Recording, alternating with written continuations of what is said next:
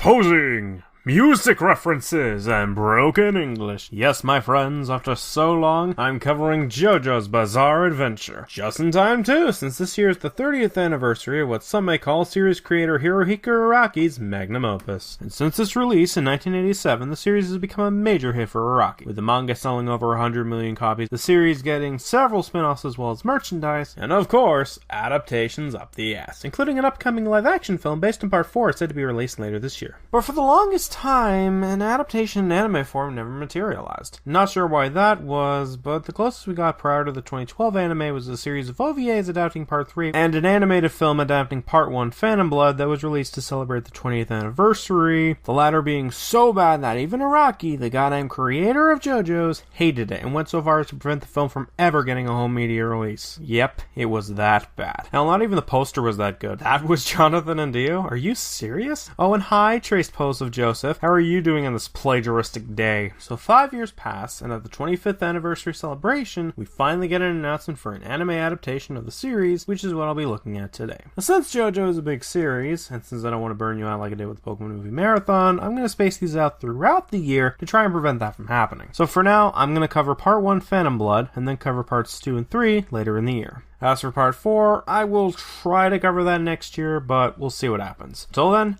let's begin the story of the Joestar family with JoJo's Bizarre Adventure Part 1, Phantom Blood. So our story begins with a stagecoach that has a family inside crashing into the river. The wife dies, but the husband and son survive and are able to get help after the father tells the thief named Diario Brando that he would owe him a favor if he helped them out. But in the wreckage, a mysterious stone mask is shown off that will basically set off the chain of events for the rest of this part, as well as parts 2, but we'll get back to that in a moment. 12 years later, Diario takes advantage of the offer as he is dying by sending his son, Dio Brando, to the Joestar mansion to get better treatment since they were living in the slums for the last 12 years, and Dio swears to basically take the Joestar fortune in order to further himself in life. And he spits on Dario's grave as well. Classy. Dio then arrives at the mansion, we get introduced to our protagonist Jonathan Joestar, and we see pretty quickly that Dio wants Jonathan to suffer as he pretty much humiliates Jonathan in everything. Sports, etiquette, hell, he also kisses the girl Jonathan saved earlier in episode 1, just so that Erina, said previous girl, wouldn't have her first kiss with Jonathan.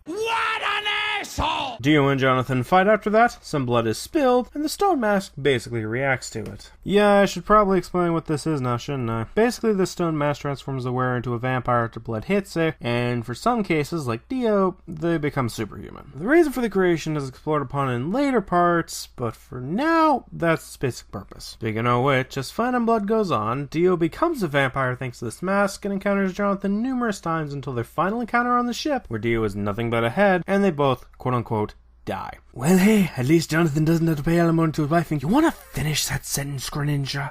I'll shut up. Good. So yeah, that's the basic plot. Stop Dio, save the day. Now in between that, we get introduced to a bunch of characters like Speedwagon and Zeppeli, as well as a few antagonists, and we get introduced to special powers like Hammond, but the main focus of the story is on Dio versus Jonathan. And while it is a little simple, as I've said in the past, simple can be just as effective as a more complex story, and that definitely applies here. I buy the rivalry between the two siblings, and the dialogue/encounters throughout part 1 were handled really well. As for the pacing, I think it was handled decently for the most part. Sure, sometimes it goes a little too fast at points, but those were rare, and it didn't hamper my enjoyment of the story. I mean, sure, it's not the greatest out there, but it works, especially for an introduction to the series, and it does get better in the later parts, especially with its characters. Yeah, I'm gonna be upfront here, a lot of the characters in this part are so flat that it hurts me. Well, I did like Jonathan and Dio as characters, and even a few of the minor characters like Zeppeli and Speedwagon were pretty decent in Phantom Blood. The rest of the cast is incredibly forgettable to the point where I had to look up a wiki to remember most of their names. So much to the point that when Diarrhea dies thanks to Dio, I barely felt anything because he was literally introduced an episode prior and barely had anything to him that made him memorable. So yeah, the character element is kind of weak in this one. As for the animation department, it's pretty good at points. Coloring is pretty good, the animation is really fluent, character models look good, the backgrounds are great to look at, and even the framing and cinematography is handled pretty decently. Needless to say, this anime has a very unique look to it that helps it stand out from the other anime released in 2012. As for the music,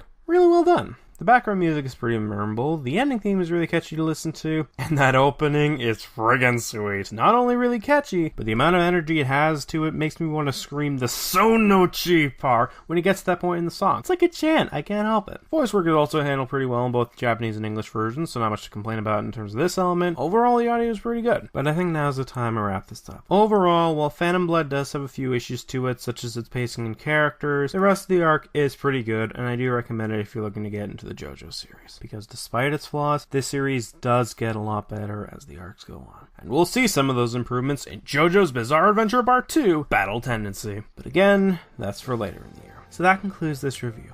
I'm the Mounty, and thanks for watching.